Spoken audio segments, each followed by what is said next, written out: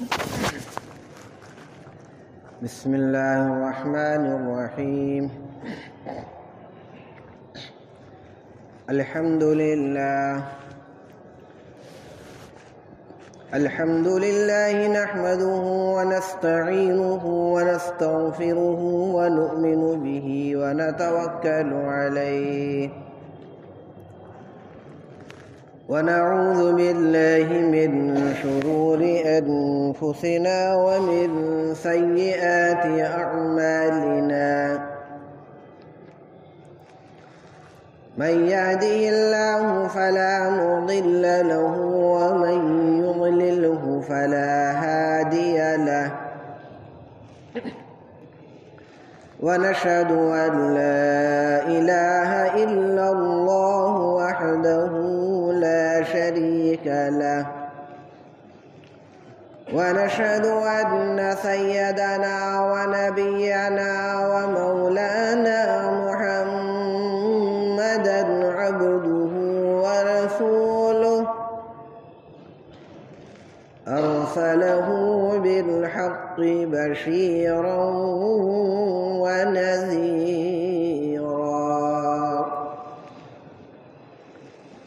أما بعد، فأعوذ بالله من الشيطان الرجيم.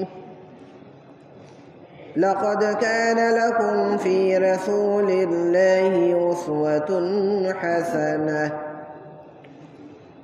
صدق الله العظيم. وعن العرباض بن صارية رضي الله تعالى عنه قال: قال رسول الله صلى الله عليه وسلم: إنه من يعش منكم بعدي فسيرى اختلافا كثيرا، فعليكم بسنتي وسنة الخلفاء الراشدين، أو كما قال عليه الصلاة والسلام.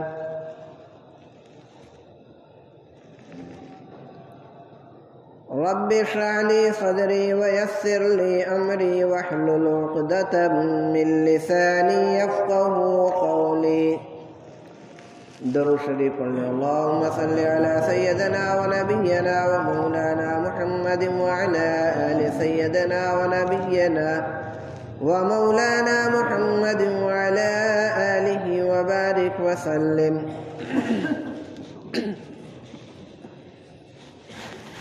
محترم بھائیوں، بزرگوں اور دوستوں، عزیز ساتھیوں،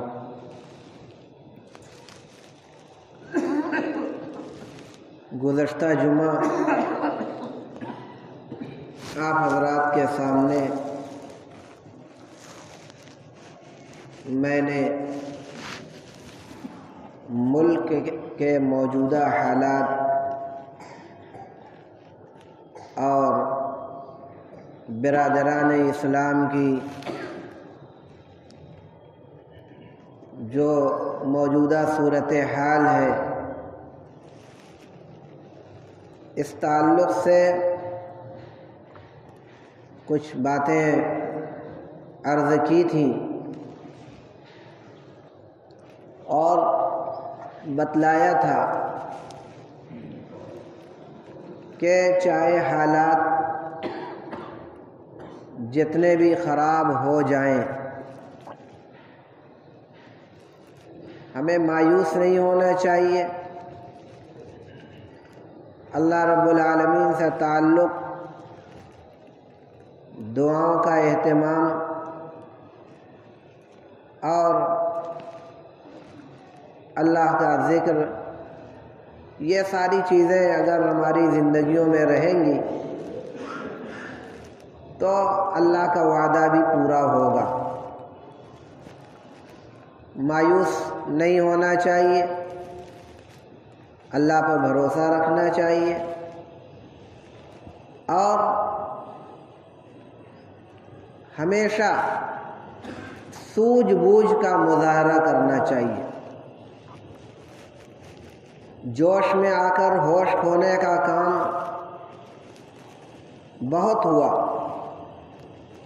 اور جب بھی ہوا سوائے نقصان کے کوئی بھی فائدہ سامنے نہیں آیا۔ بہرحال آج بھی میں نے جو قرآن کریم کی آیت پڑھی ہے اور ایک حدیث جو پڑھ کر سنائی ہے، ایک حدیث کا ایک چھوٹا سا ٹکڑا ہے، مکمل حدیث آپ کے سامنے نہیں پڑھی، اس حدیث کا ایک جز آپ کے سامنے آیا۔ تو آج بھی انشاءاللہ میں حالات کے پیش نظر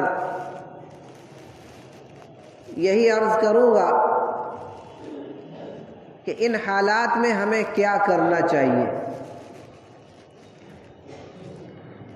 کیا رہنمائی ہے اسلام کی، دین کی۔ اللہ رسول ہمیں اس طریقے کے حالات کے موقع پر کیا تعلیم دیتے ہیں، اور ان کی طرف سے قرآن و حدیث میں کیا رہنمائی آئی ہے۔ پہلے تو ایک بات یہ ذہن نشین کر لینی چاہیے کہ کوئی بھی مسئلہ ایسا نہیں ہے جس کا حل ہمارے دین میں، قرآن میں، حدیث میں نہ ہو۔ سارے مسائل کا حل موجود ہے، بشرطے کہ ہم تلاش کرنے والے بنے اور جو حل بتلایا جائے اس پر عمل کرنے والے بنے۔ حل تو موجود ہو لیکن عمل ہی کرنے کے لیے کوئی تیار نہ ہو تو لا حاصل۔ اس لیے حل کو تلاش بھی کیا جائے اور عمل کرنے کے جذبے سے تلاش کیا جائے۔ دوسری بات یہ کہ ہمارا اس بات پر عقیدہ ہے اور یقین ہے کہ چاہے جیسے بھی سخت سے سخت حالات آ جائیں، کوئی بھی پریشانی کا دور ہو، مصیبت کے حالات ہو، ان حالات سے نجات اور چین و سکون اسی وقت ملے گا جب کہ ہم اپنے نبی صلی اللہ تعالی علیہ وسلم کی تعلیمات کے اوپر عمل کریں گے، آپ کی سنتوں پر عمل کریں گے، آپ کے فرمودات کے اوپر عمل کریں گے۔ میں نے جو قرآن کریم کی ایک آیت پڑھی، اس میں اللہ رب العالمین نے محسن انسانیت، نبی آخر الزمان، سرور کونین، تاجدار دو عالم، سیدنا حضرت محمد الرسول اللہ صلی اللہ تعالی علیہ وسلم کے تعلق سے ارشاد فرمایا کہ لقد کان لکم فی رسول اللہ اسوۃ حسنہ، کہ تمہارے لیے رسول اللہ صلی اللہ تعالی علیہ وسلم کی زندگی بہترین نمونہ ہے۔ تو یہ آیت جو آئی ہے، جو میں نے ابھی پڑھ کے سنائی، اس کا ترجمہ پڑھا، اس کو آج کے تناظر میں، موجودہ حالات کے تناظر میں اس کو گہرائی کے ساتھ سمجھنے کی بہت ضرورت ہے۔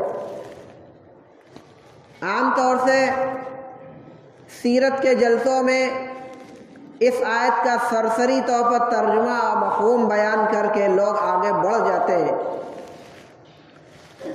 لیکن آج کے دور میں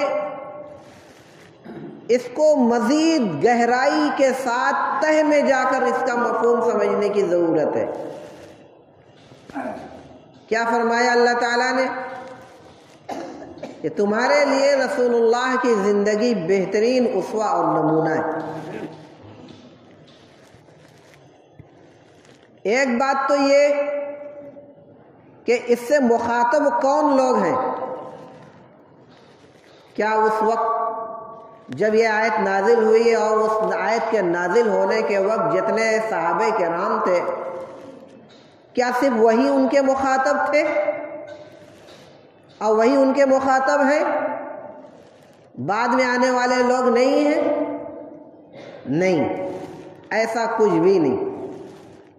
یہ بات تو بار بار آپ کو بتلائی گئی کہ قرآن مقدس قیامت تک کے آنے والے تمام انسانوں کے لیے ہدایت کا ذریعہ ہے۔ اس کے جو فرمودات ہیں وہ کسی خاص زمانے سے متعلق نہیں ہے کہ ان لوگوں کے لیے ایسا ہے اور آئندہ ایسا نہیں ہو، ایسا نہیں ہے۔ آپ صلی اللہ علیہ وسلم کے بارے میں فرمایا کہ تمہارے لیے اسوہ و نمونہ ہے۔ کس کے لیے؟ یعنی برادران اسلام کے لیے۔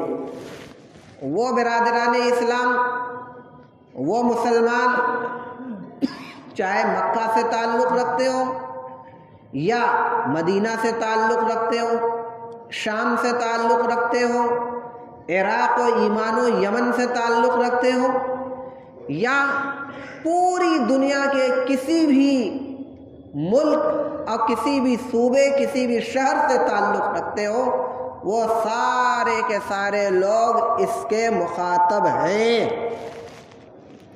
سارے کے سارے مسلمان۔ اور ایسا بھی نہیں کہ صرف خاص زمانے کے، بلکہ قیامت تک آنے والے تمام مسلمان اس میں شامل ہیں۔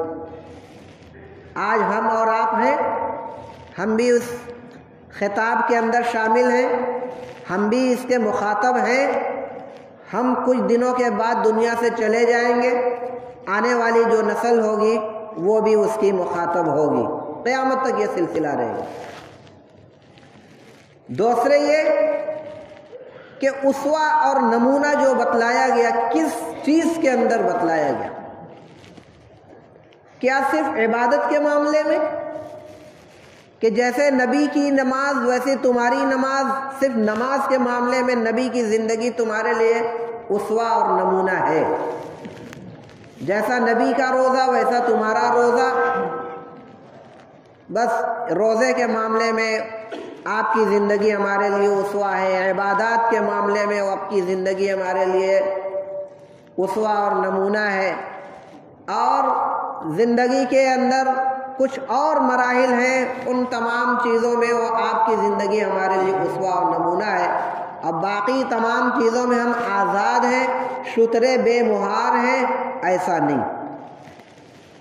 ہر موقع پر آپ کی زندگی ہمارے لیے اسوہ اور نمونہ ہے، چاہے وہ مرحلہ اور موقع عبادت کا ہو، معاملات کا ہو، تجارت کا ہو، یا حالات کی ابتری، خوشحالی، بدحالی، یا زندگی کے اندر آنے والے تمام مراحل سے اس کا تعلق ہو۔ ہر معاملے میں آپ صلی اللہ علیہ وسلم کی زندگی ہمارے لیے اسوہ اور نمونہ ہے کہ کن حالات میں کس موقع پر ہمیں کیا کرنا چاہیے۔ اور مصیبتوں پریشانیوں کے موقع پر بھی حالات کا مقابلہ کرنے کے لیے ہمیں کون سا سبق اور کون سی تعلیم ہمیں اختیار کرنے کی ضرورت ہے۔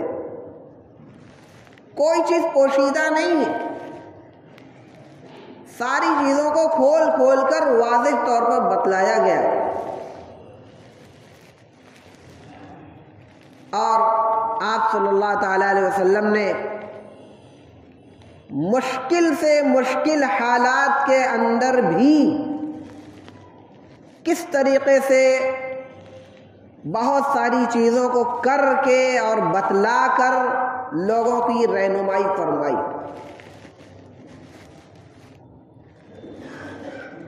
اور اس کے لیے اللہ تعالیٰ نے کچھ حالات بھی آپ صلی اللہ تعالیٰ علیہ وسلم کے لیے ایسے پیدا فرمائے تاکہ امت کو ایک سبق ملے اور معلوم ہو کہ ان حالات کے اندر ہمیں کس طریقے سے حالات کا مقابلہ کرنا چاہیے اور کس طریقے سے ہمارے نبی کی زندگی ہمارے لیے اسوہ اور نمونہ بن سکتی ہے۔ حالات اللہ کی طرف سے پیدا کیے گئے، اتنی تفصیل کا موقع نہیں ہے کہ ان حالات کے اوپر میں بتلاؤں۔ مثال کے طور پر صرف ایک بات، آپ نے معراج کے معاملے میں سنا ہوگا، معراج کا واقعہ پیش آیا۔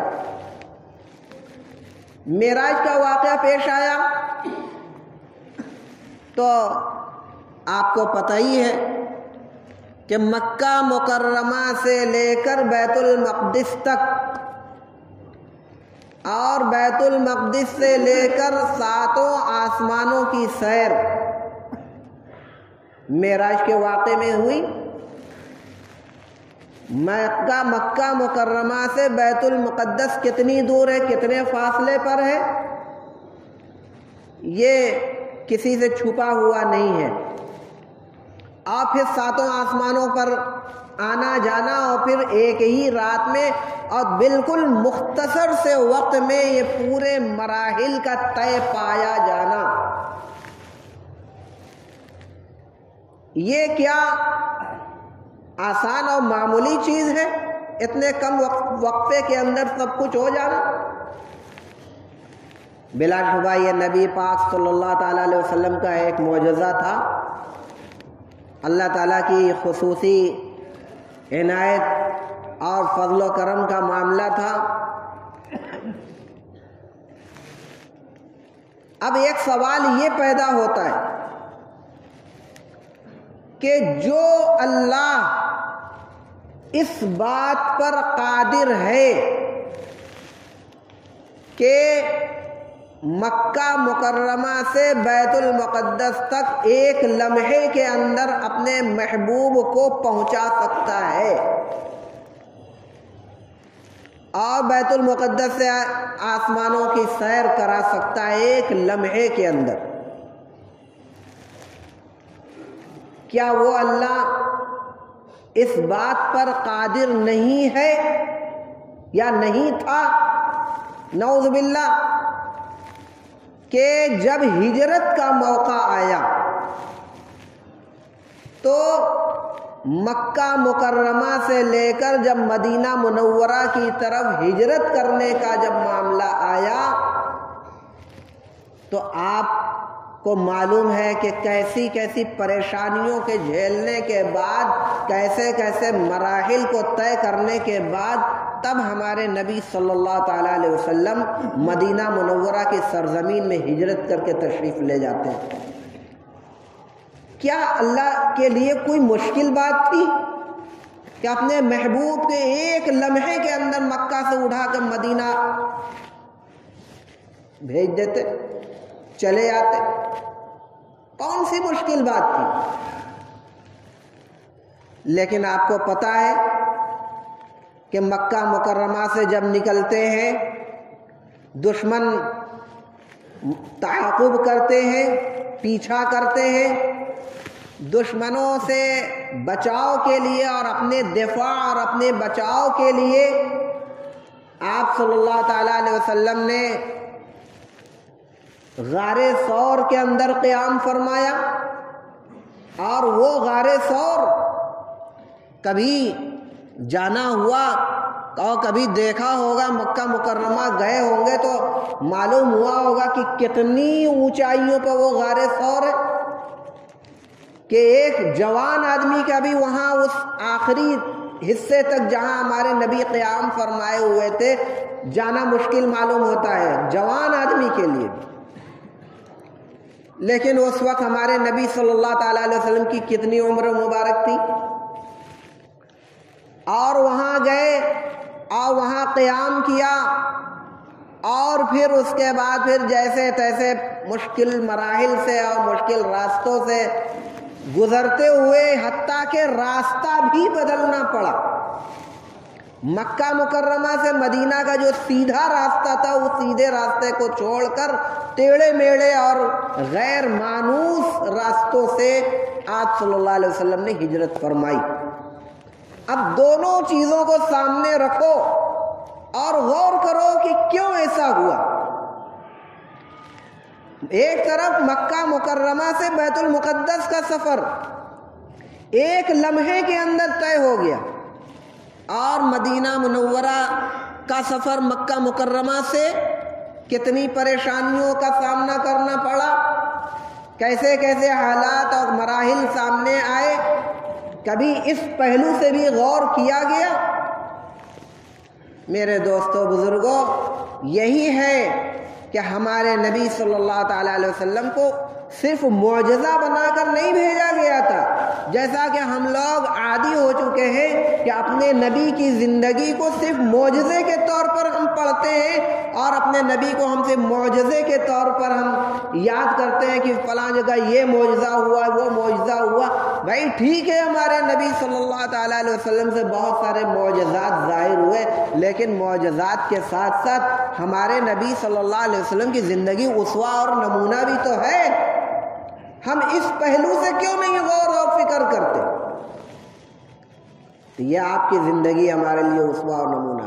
بہت سارے اس طریقے کے حالات آئے، ذہن کام نہیں کر رہا ہے، دماغ نہیں کام کر رہا ہے کہ جب یہ اللہ کے اتنے حبیب، اتنے محبوب اور اللہ کے بعد جس کا مقام و مرتبہ ہے وہ آپ کی ذات گرامی، لیکن اتنے سارے سخت مراحل، اتنے سارے سخت حالات سے کیوں آپ کو گزرنا پڑا؟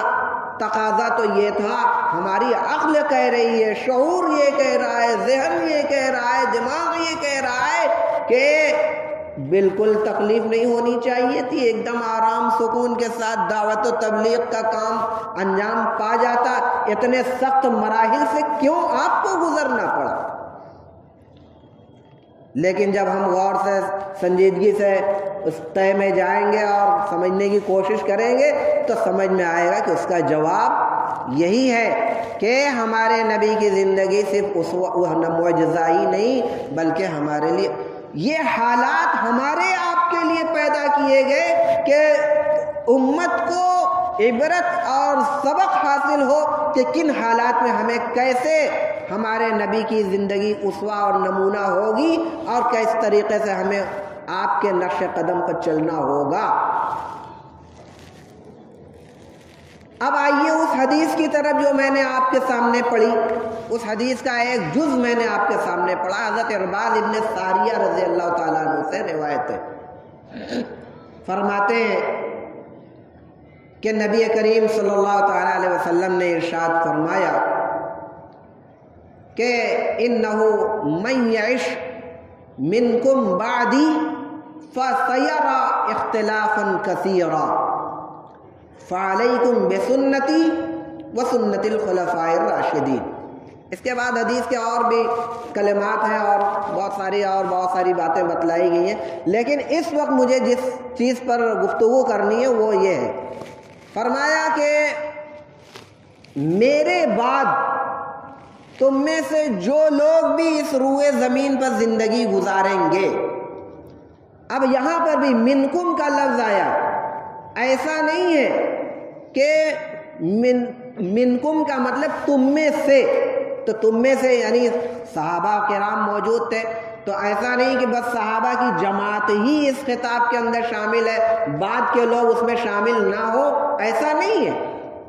قیامت تک کے آنے والے مسلمانوں کو آپ نے خطاب فرمایا اور اس خطاب کے اندر شامل فرمایا ہے. ارشاد فرمایا من یعش منکم بعدی، میرے بعد تم میں سے یعنی قیامت تک آنے والے تمام برادران اسلام میں سے جو بھی اس روئے زمین پر زندگی گزارے گا فَسَيَرَا اخْتِلَافًا كَثِيرًا، تو بہت سارے اختلافات کو دیکھے گا، بے انتہا بے شمار اختلافات مختلف قسم کے، مختلف صورتوں سے، مختلف شکلوں سے اس روئے زمین پہ آئیں گے۔ تو جب اس طریقے کے حالات ناگفتہ بہ، سخت، مشکل آ جائیں تو اس وقت ہمارے نبی کی تعلیم کیا ہے؟ اور میں نے شروع میں کہا تھا کہ جب بھی سخت حالات ہوں، ان سخت حالات سے نجات، امن، چین، سکون ہمارے نبی کے اسوہ اور نمونہ، ان کی تعلیم ہی کے اوپر عمل کرنے میں حاصل ہوگا، اس کے علاوہ کچھ نہیں۔ کیسے آپ کی تعلیم پر عمل کیا کیا جائے تو ہمیں چین سکون ملے؟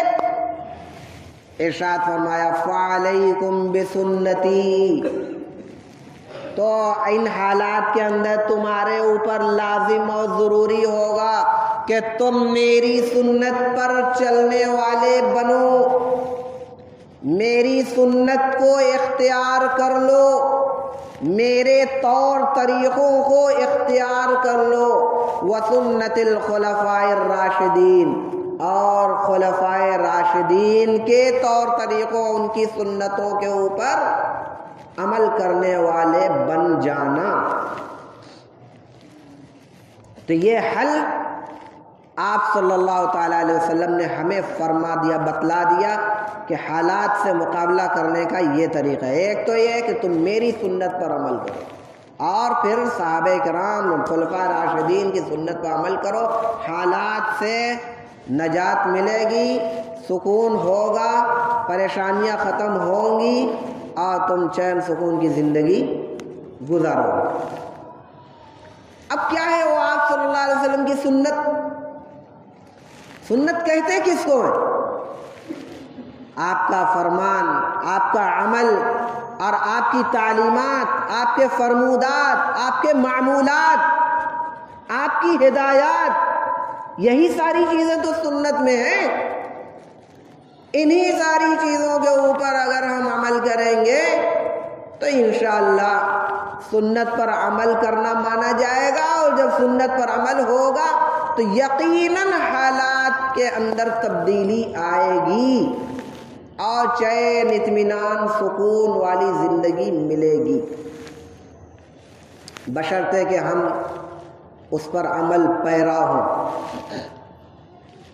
یوں تو ہمارے نبی صلی اللہ تعالیٰ علیہ وسلم کے بہت سارے فرمودات، معمولات اور آپ کی ہدایات ہیں۔ میں ایک ایسی حدیث آپ کے سامنے پڑھ رہا ہوں، بہت مشہور حدیث ہے، اور اس حدیث کو اس تناظر میں سمجھنے کی کوشش کیجئے گا کہ آپ کس کے امتی ہیں، کس کے امتی ہیں۔ صرف ایسا نہیں کہ نبی آخر الزماں کے امتی ہیں، بلکہ محسن انسانیت رحمت للعالمین کے آپ امتی ہیں۔ صرف نبی آخر الزماں کے امتی نہیں، بلکہ غور کیجئے میں کیا کہہ رہا ہوں کہ آپ محسن انسانیت رحمت للعالمین صلی اللہ تعالیٰ علیہ وسلم کے امتی۔ کیا تعلیم تھی، کیا کر کے دکھلایا، کیا ہدایات جاری کی، یہی ساری چیزیں سنت ہیں، اور آج کے وقت میں انہی کی چیزوں کی ضرورت ہے۔ وہ حدیث میں آپ کے سامنے پہلے بھی پڑھ چکا ہوں، آج پھر پڑھ رہا ہوں۔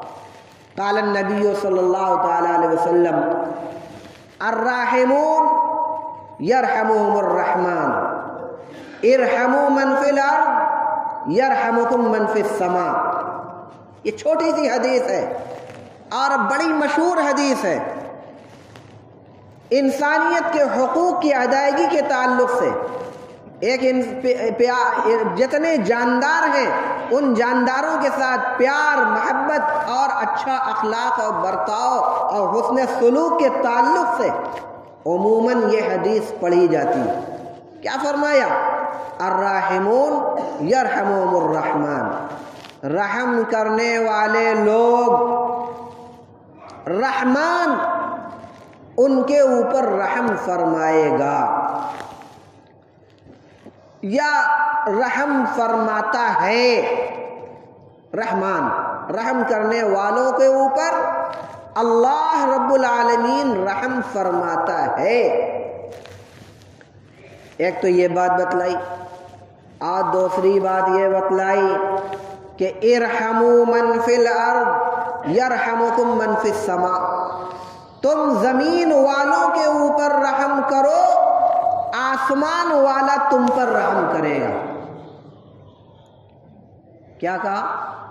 تم زمین والوں کے اوپر رحم کرو، آسمان والا تم پر رحم کرے گا۔ دیکھیے کتنی چھوٹی سی حدیث، کتنی بڑی بات اس کے اندر کہی، کتنی پیاری تعلیمات۔ کیا کہا کہ تم زمین والوں پر رحم کرو۔ رحم کا مطلب کیا ہے کہ بھائی رحم کس کے ساتھ ہوگا؟ جو رحم کا مستحق ہوگا، جس طریقے کی بھی اس کی مدد کی ضرورت ہے اس کی مدد کی جائے تو یہی تو رحم ہے۔ اور کس کے لیے کہا گیا؟ زمین والوں کے اوپر۔ یہ نہیں کہا کہ تم مسلمانوں کے اوپر رحم کرو، یہ نہیں کہا۔ من فی الارض ارحموا من فی الارض، زمین پر جتنے لوگ ہیں ان پر تم رحم کرو۔ اب زمین پر رہنے والے لوگ کیا صرف مسلمان ہیں؟ اور کیا صرف انسان ہی اس روئے زمین پر رہتے ہیں؟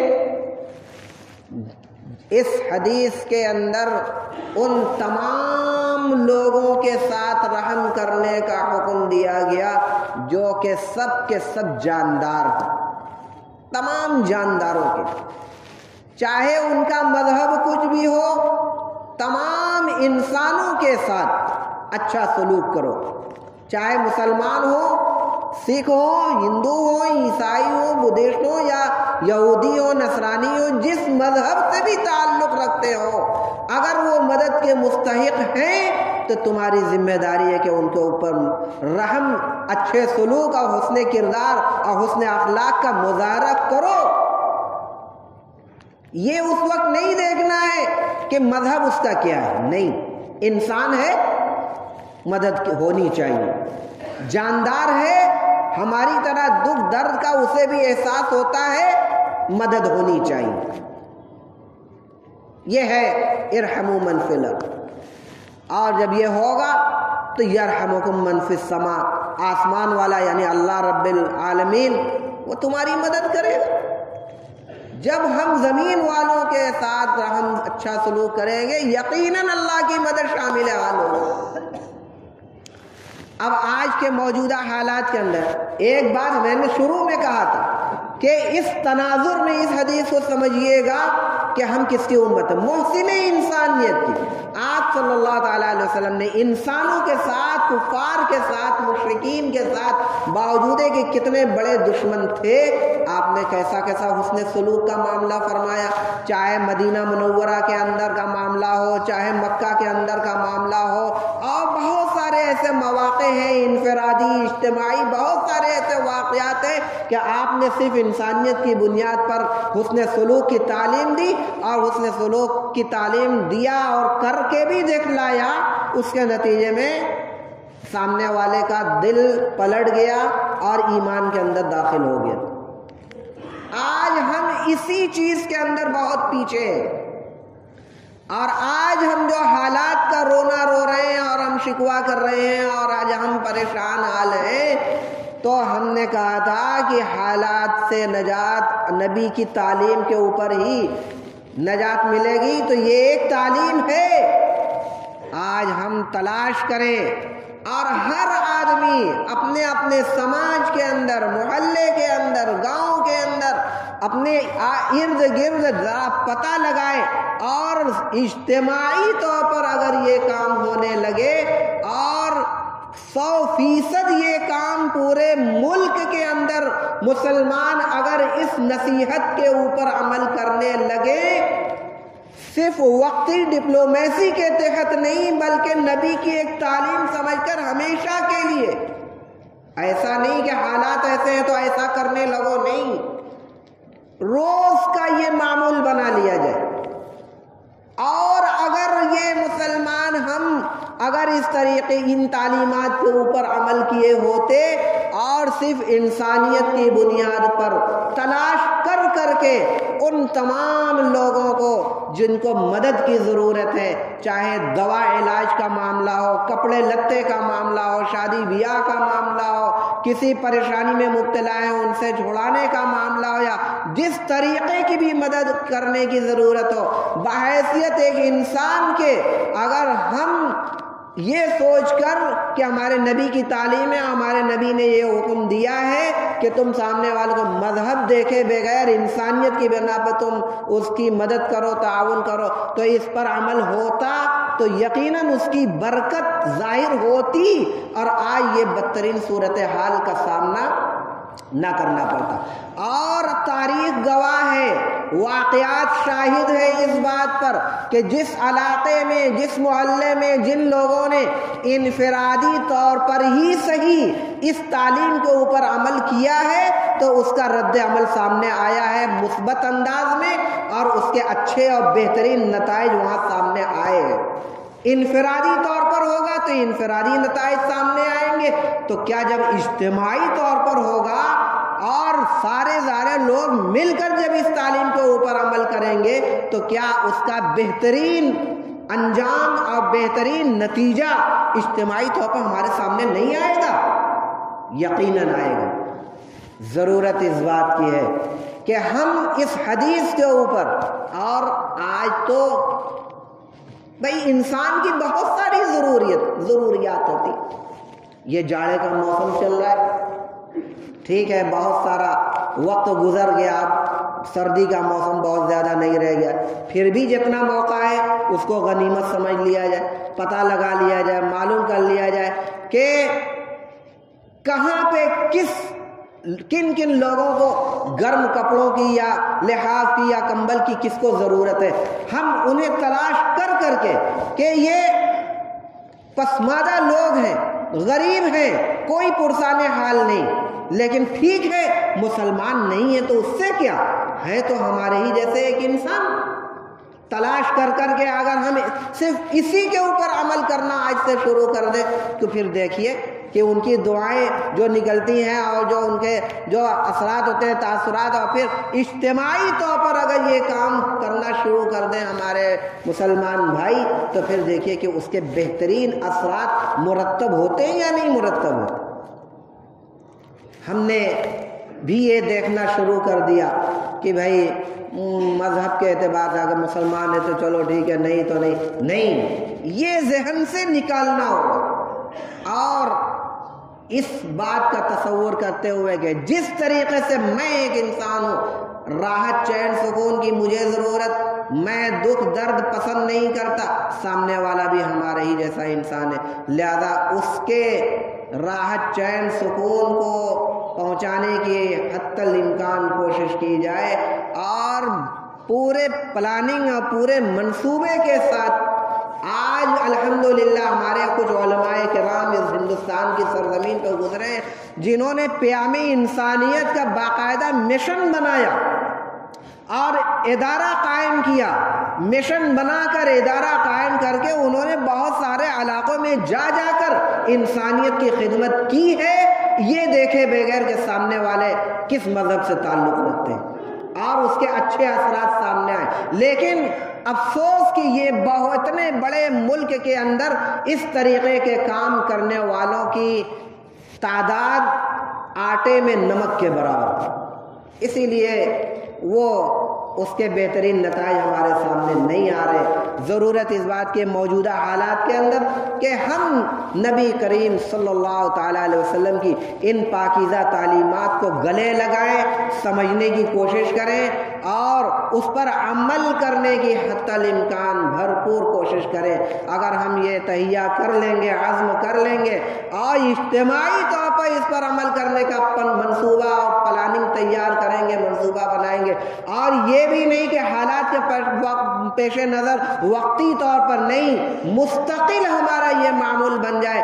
ہو سکتا ہو کہ اچھے اور بہترین نتائج آنے میں کچھ وقت لگے، لیکن ایک نہ ایک دن ایسا وقت ضرور آئے گا کہ ہمیں یہ پھل سامنے آئے گا، بہترین نتائج ہمارے سامنے آئیں گے، اور حالات کے اندر تبدیلی انشاءاللہ آئے گی، یقیناً آئے گی۔ ہمارا عقیدہ ہے، ہمارا یقین اس بات کا پر ہے اور ہونا چاہیے کہ حالات کے اندر اگر تبدیلی آ سکتی ہے تو ہمارے نبی صلی اللہ علیہ وسلم کے اسوہ اور نمونہ اور ہمارے نبی کے نقش قدم پر چلنے ہی میں آئے گی، اس کے علاوہ اور کوئی راستہ نہیں۔ اللہ تعالی ہم سب لوگوں کو صحیح طریقے کے دین کی سمجھ عطا فرمائے اور ان فرمودات کے اوپر عمل کرنے کی توفیق مرحمت فرمائے۔ ربنا ظلمنا انفسنا وان لم تغفر لنا وترحمنا لنكونن من الخاسرين ربنا تقبل منا انك انت السميع العليم وتب علينا انك انت التواب الرحيم وصلى الله على النبي الامي الكريم وعلى اله وسلم تسليما سبحان ربك رب العزة عما يصفون وسلام على المرسلين والحمد لله رب العالمين۔